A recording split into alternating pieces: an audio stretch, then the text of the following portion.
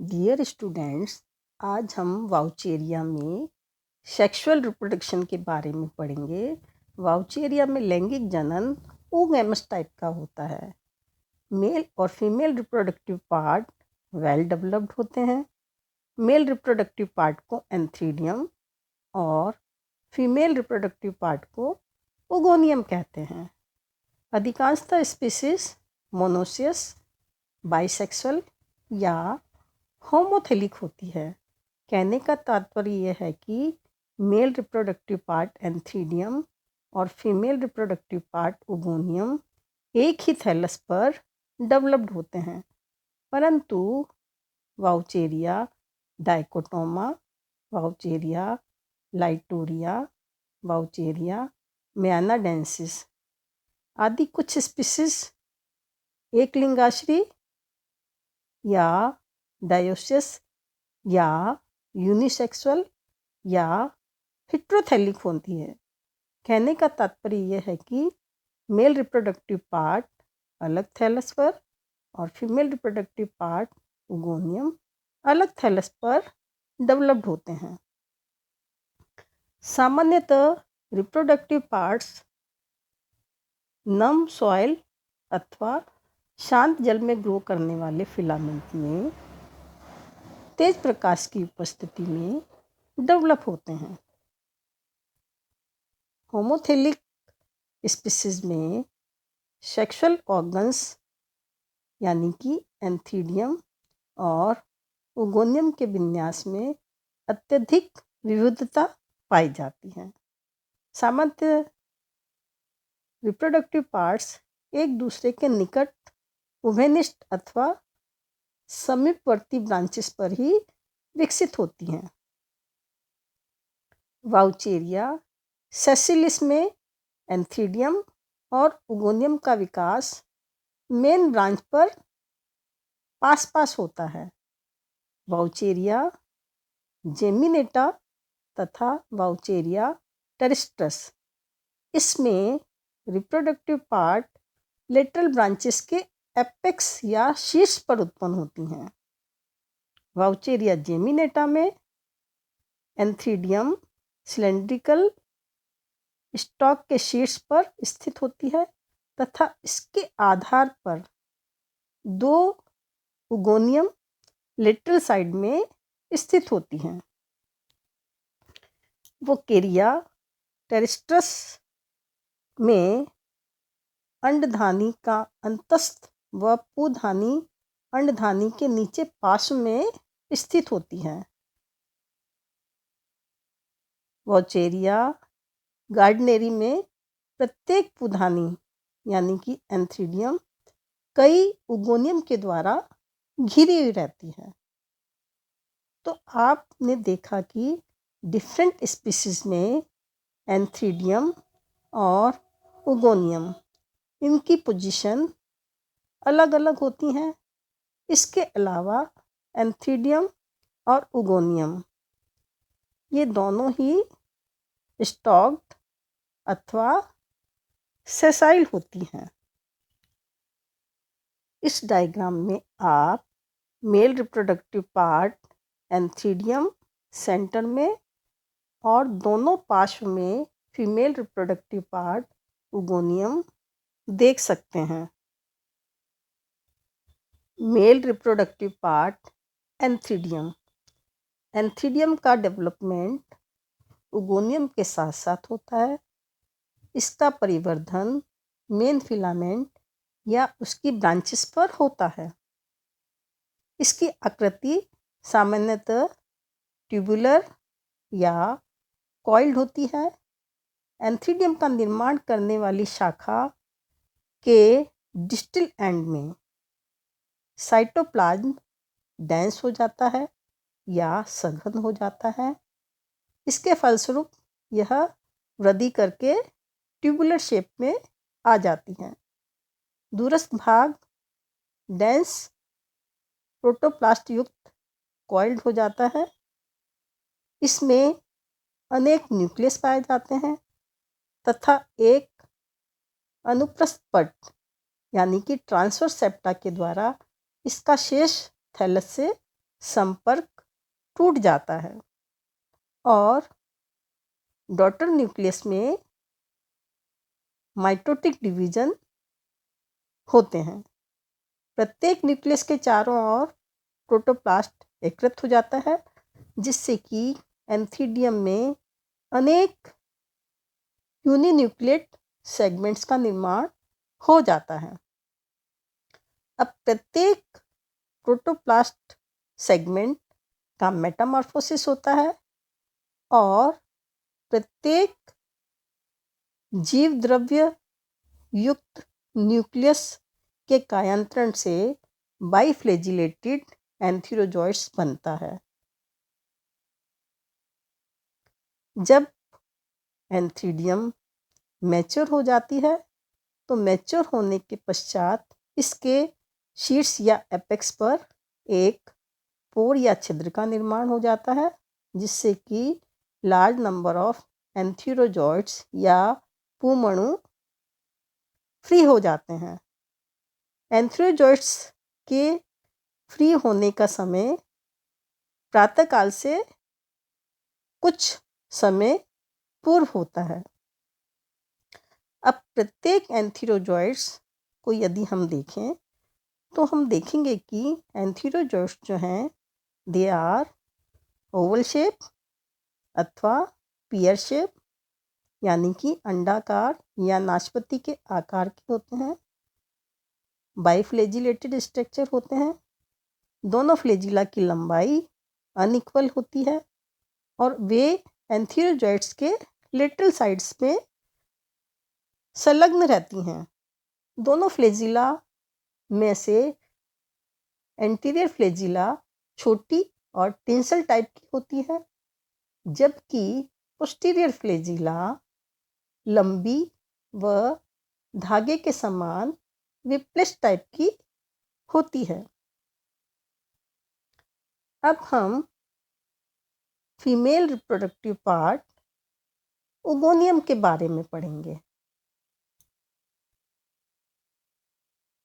Oogonium का development भी main filament या लेटरल ब्रांच के एक भाग यानी कि एंड पार्ट पर होता है। ये ओगोनियम गोलाकार अथवा अंडाकार स्ट्रक्चर होती हैं। इनके निचले भाग में सेप्टा बनने से ये मेन फिलामेंट से सेपरेट हो जाती हैं। ये सेसाइल या छोटे वृंतयुक्त अथवा पेडिसलेट टाइप की होती हैं।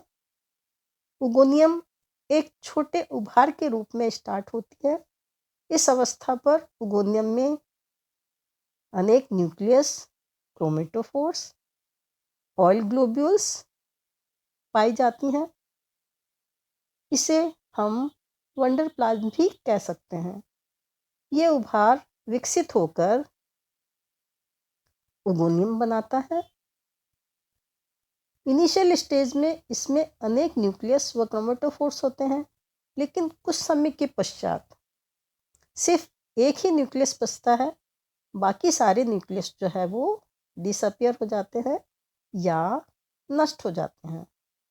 अंडदानी यानी कि ओगोनियम के आधार पर एक ट्रांसफर सेप्टा बन जाते हैं, जिससे कि इसका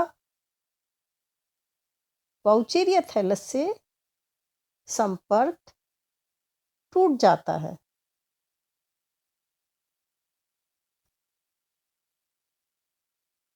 यदि हम मैच्योर ओगोनियम को देखें तो मैच्योर ओगोनियम जो है ये गोल अथवा बिग्ड होती है, यानी कि चोंचदार होती है।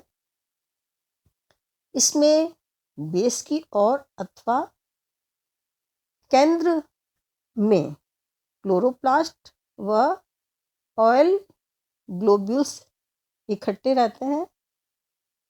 ओगोनियम का प्रोटोप्लास्ट सेल वॉल से थोड़ा सिकुड़कर एग में कन्वर्ट हो जाता है या रूपांतरित हो जाता है और उसके पश्चात एग के अग्रभाग पर स्थित चोंच की ओर एक कलरलेस स्ट्रक्चर बन जाती है।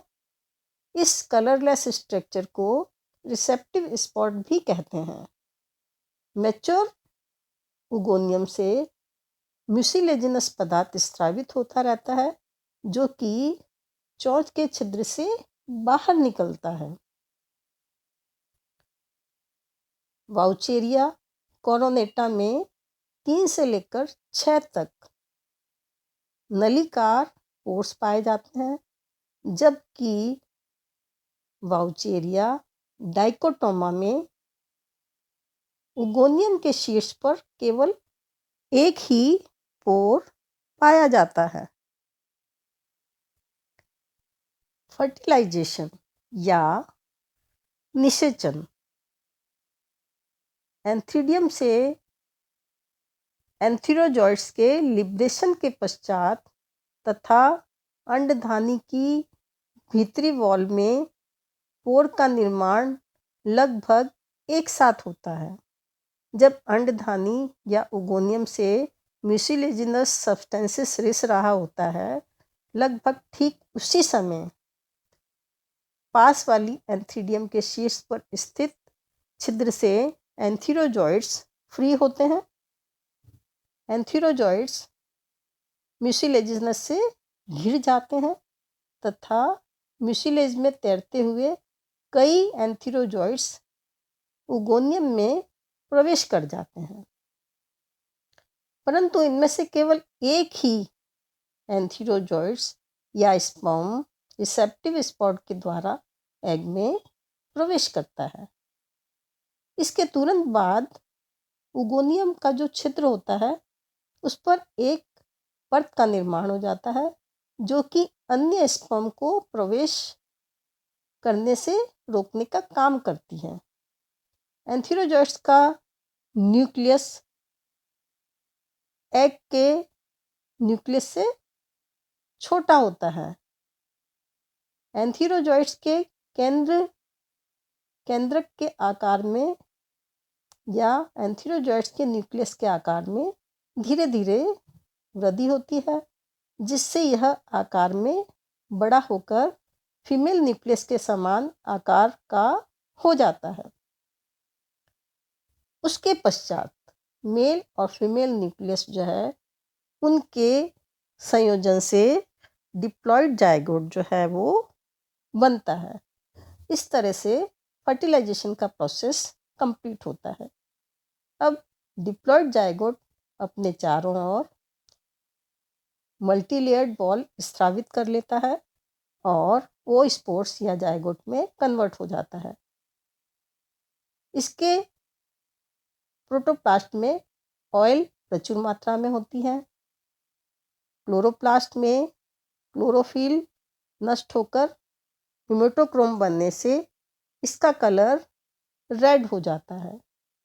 मैच्योर जाइगोट वाउचेरिया टेरेस्ट्रस में ब्लैक कलर का, जबकि वाउचेरिया हेमाटा में ये ग्रेश कलर का होता है। जाइगोट की भित्ति समतल या गर्तीय तथा 2 या अधिक लेयर्स की होती हैं। जाइगोट के विमोचन के प्रोसेस में उगोनियम की वॉल फटती है और उगोनियम की वॉल फटने के पश्चात जाइगोट जो है वो उगोनियम से सेपरेट हो जाता है। सेपरेट होने के पश्चात कुछ महीने की विश्राम या रेस्टिंग पीरियड में चला जाता है और उसके पश्चात उसका जर्मिनेशन होता है।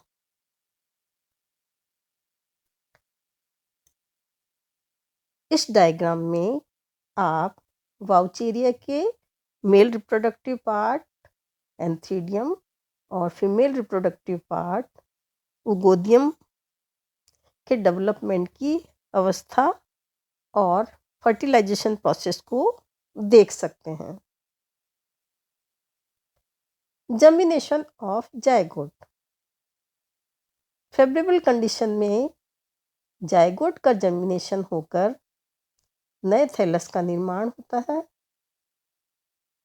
और जर्मिनेशन से पूर्व इसका जो 2x न्यूक्लियस है उसमें माइटोटिक या समसूत्री विभाजन होते हैं, जिसके फलस्वरूप 4 हैप्लॉइड न्यूक्लियस बनते हैं।